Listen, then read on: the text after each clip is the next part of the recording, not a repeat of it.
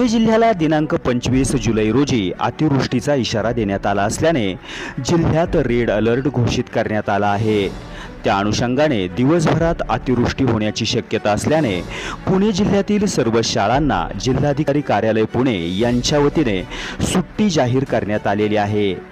या संदर्भातला आदेश पुणे जिल्हाधिकारी डॉक्टर सुहास दिवसे यांनी निर्गमित केला असून पुणे जिल्ह्यातील सर्वच शाळा त्या अनुषंगाने बंद ठेवण्याचे आदेश देण्यात आलेले आहेत व शाळांना सुट्टी घोषित करण्यात आलेली आहे।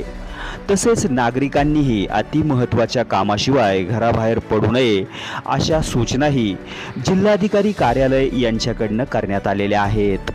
ब्युरो रिपोर्ट, समाज दर्पण।